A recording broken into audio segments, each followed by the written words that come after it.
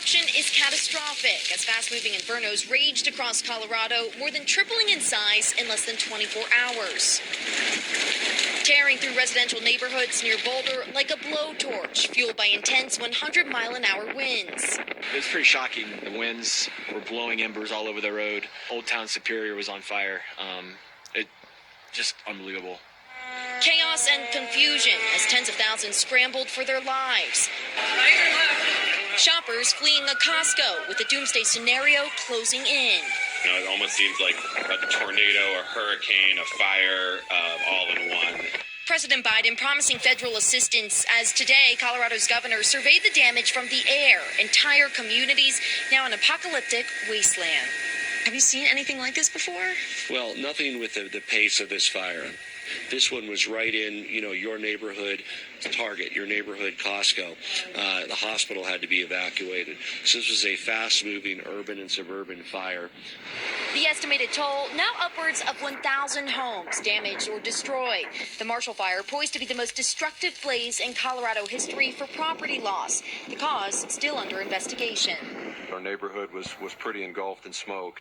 Among the residents who will return to nothing, college football coach Mark Smith. We've gotten some reports from some of our neighbors that our entire street is gone, and that's just hard to swallow. Still tonight, a sigh of relief. Amid so much devastation, few reported injuries, and officials holding out hope for no loss of life. If we can emerge from this without any fatalities, that's nothing short of a New Year's miracle.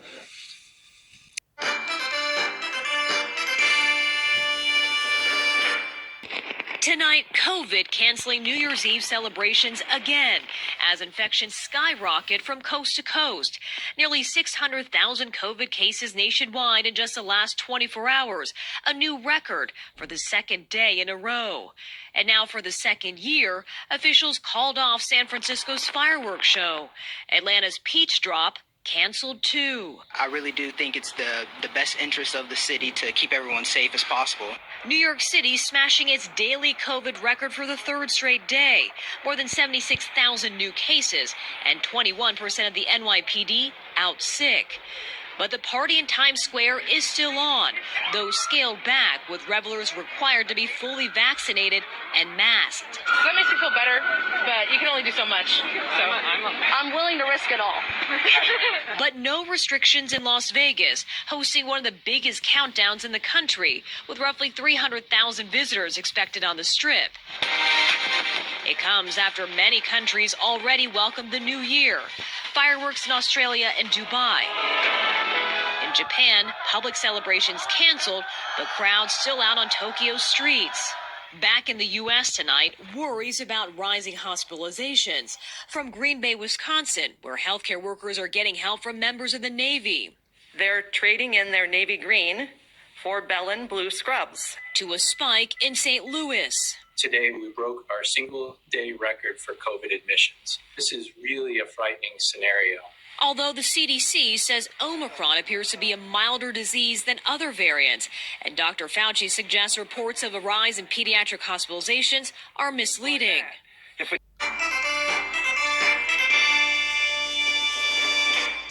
Tonight, thousands of canceled flights piling up ahead of what was already slated to be one of the busiest weekends of air travel the entire year. They said the wait time was 1 hour and 58 minutes to get through to Hawaii. Just today, more than 1,500 flights canceled, another 2,700 delayed. Jesse Wright's family was supposed to be on one of them, forced to change airports after a last-minute cancellation. As I was pressing the button to come in, I checked my phone and I looked on my phone and it just said flight canceled. The rampant spread of the Omicron variant debilitating airlines and airports. How long should folks expect these sort of cancellations? I don't think there's any reason to think that these cancellations are going to stop before the holiday travel period ends. The number of TSA agents out tripled in the last week. Now more than 1,700 off the job with COVID.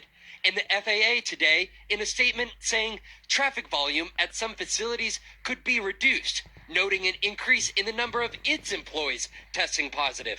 All this as a massive winter storm system sweeps across the country. Snow and sleet making its way to the Midwest overnight, expected to barrel down on key airport hubs from Denver to Dallas and Chicago. Look, expect the worst, but hope for the best. You will likely find delays. You will likely have your flight canceled. A rocky start to the new year for thousands of travelers.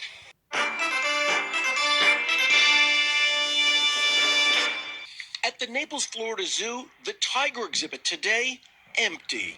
Echo, a rare 8-year-old Malayan tiger, was shot and killed Wednesday.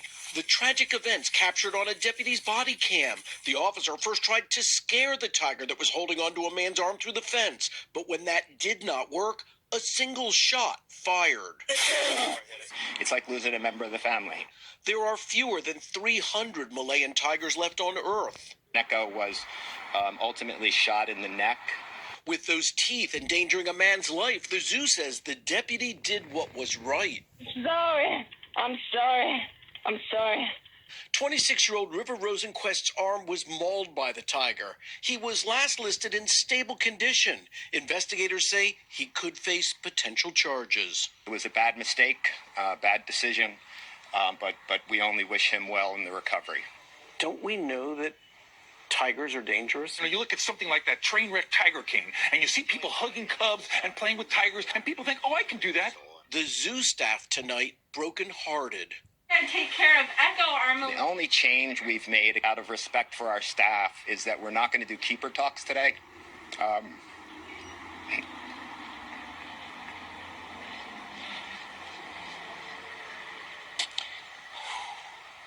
And that's just for them. Tiger. What was already a rare delight, now no more.